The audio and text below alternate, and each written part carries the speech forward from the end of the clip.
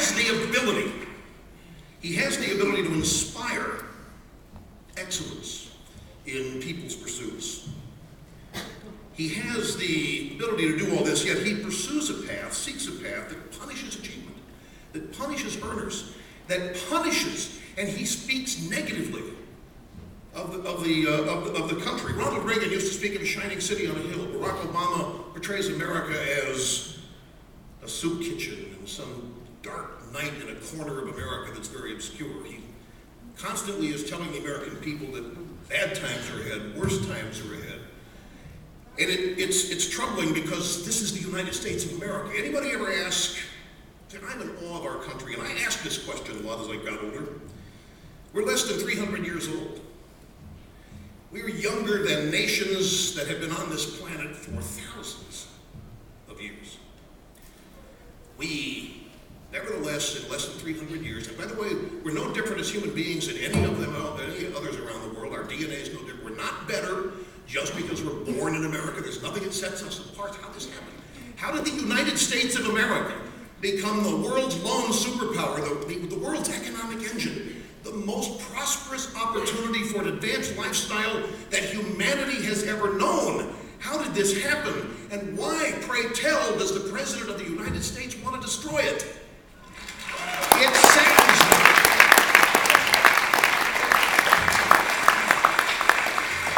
The freedom that we spoke of earlier is the freedom, it's the ambition, it's the desire, the wherewithal, the passions that people have that gave us the great entrepreneurial advances, the great inventions, the greatest food production, the human lifestyle advances in this country.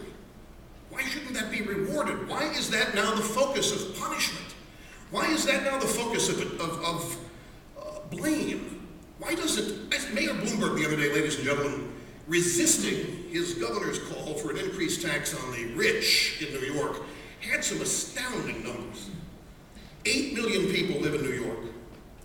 40,000 of those 8 million pay roughly 60 to 70% of New York's operating budget. He was afraid that if he raised taxes on those people, some of them might leave. Mayor, one already has.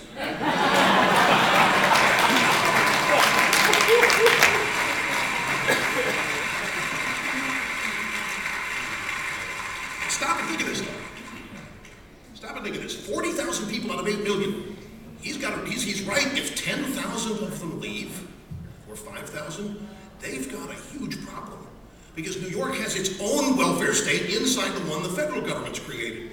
They've got a dependency class that has grown up and been educated. Their entitlement is to be fed and taken care of by these evil, mean people who have more than they do.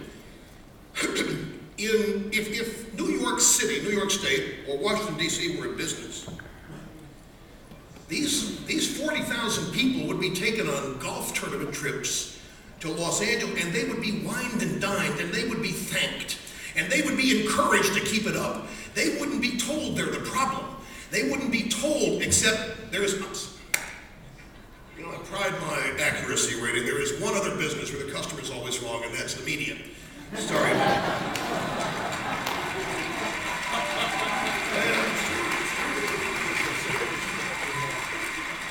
Well, have you ever called them to complain about whatever they do? They say, yes, sir, 3 bags full. They hang up and say, you're too stupid to know how they're doing what they're doing.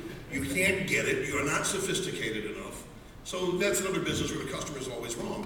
But seriously, the people who have achieved great things, most of it is not inherited. Most wealth in this country is the result of entrepreneurial, just plain old hard work. There's no reason to punish it. There's no reason to raise taxes on these people. Barack Obama, the Democrat Party, have one responsibility, and that's to respect the oath they gave to protect, defend, and follow the U.S. Constitution. They